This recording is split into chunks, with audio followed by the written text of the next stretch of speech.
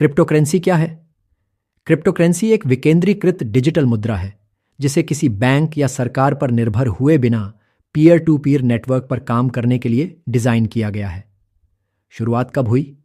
आधुनिक क्रिप्टोकरेंसी की कहानी 31 अक्टूबर 2008 को शुरू हुई जब सतोशी नाकामोटो नामक एक छद्म नाम वाले व्यक्ति ने बिटकॉइन श्वेत पत्र व्हाइट पेपर प्रकाशित किया, जिनकी प्रेरणा यह लॉन्च 2008 के वैश्विक वित्तीय संकट के ठीक बीच में हुआ था।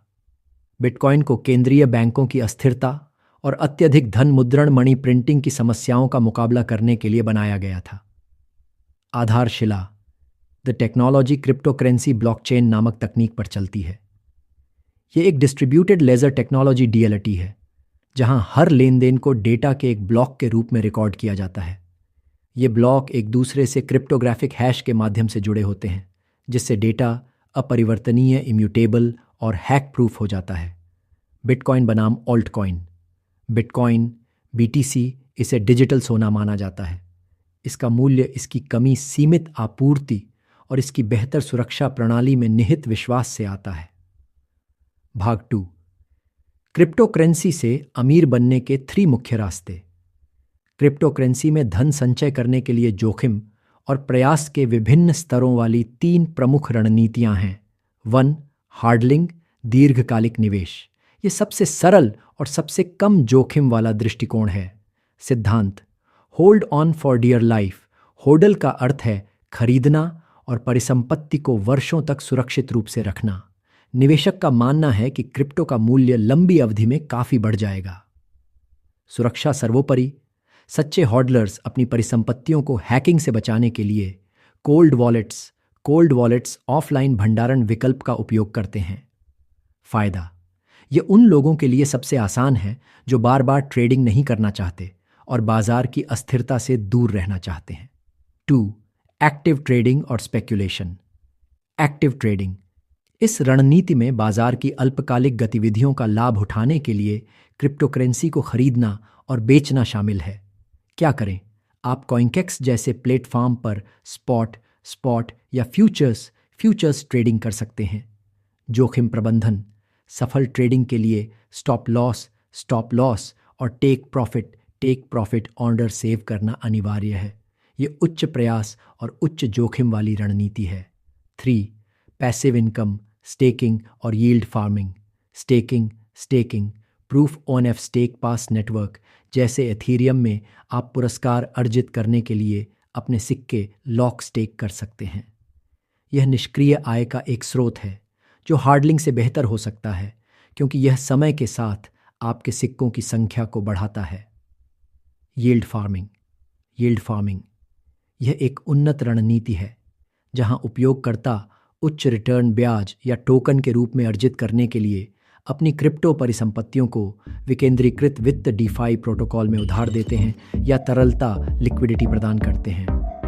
उच्च जोखिम। यह उच्च रिटर्न, अस्थिरता, वॉलेटिलिटी, स्मार्ट कॉन्ट्रैक्ट, बग्स और रग पुल, धोखाधड़ी, जहां डेवलपर फंड लेकर गायब हो जाते हैं, जैसे महत्वपूर्ण खतरों के साथ आते हैं।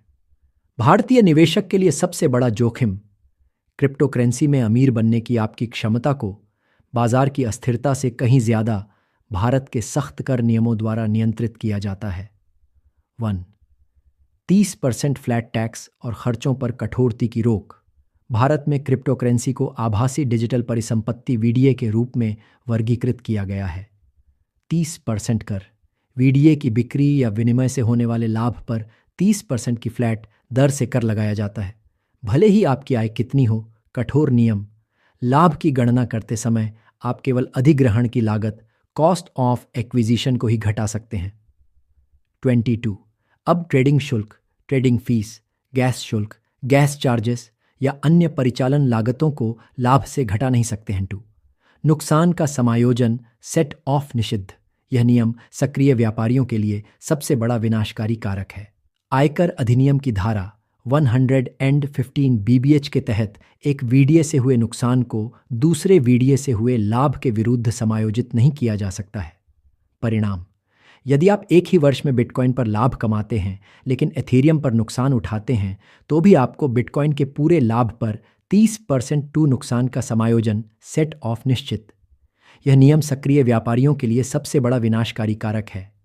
आयकर अधिनियम की धारा 115 बीबीएच के तहत एक वीडीए से हुए नुकसान को दूसरे वीडीए से हुए लाभ के विरुद्ध समायोजित नहीं किया जा सकता है। परिणाम: यदि आप एक ही वर्ष में बिटकॉइन पर लाभ कमाते हैं लेकिन एथेरियम पर नुकसान उठाते हैं, तो भी आपको बिटकॉइन के पूरे लाभ पर 30% कर देना होगा। नुकसान को पूरी तरह से नज़रअंदाज कर दिया जाता है।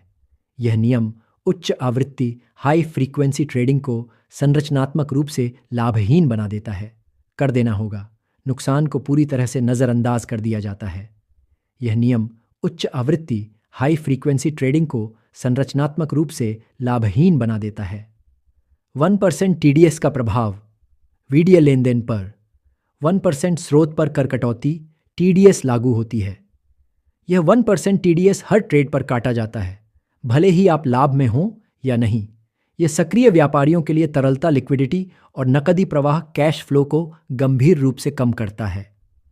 निष्कर्ष और अंतिम सलाह: क्रिप्टोकरेंसी में अमीर बनने का विचार एक भ्रम है, खासकर सट्टा व्यापार के माध्यम से वास्तविक धन संचय के लिए एक संरचित दृष्टिकोण की आवश्यकता है। जोखिम जागरूकता: आपको केवल उतनी ही पूंजी का निवेश करना चाहिए जिसे आप पूरी तरह से खोने के लिए तैयार हैं। अनुपालन: सुनिश्चित करें कि आप वीडीआई को आईटीआर या आईटीआरटी में शेड्यूल वीडीए के तहत रिपोर्ट करके कठोर भारतीय कर नियमों का सख्ती से पालन करते हैं ताकि भारी जुर्माने से बचा जा सके। अगर आपको हमारी यह जानकारी अच्छी लगी हो तो हमारे YouTube चैनल सब्सक्राइब करें और हमारी इस वीडियो को शेयर करें। धन्यवाद।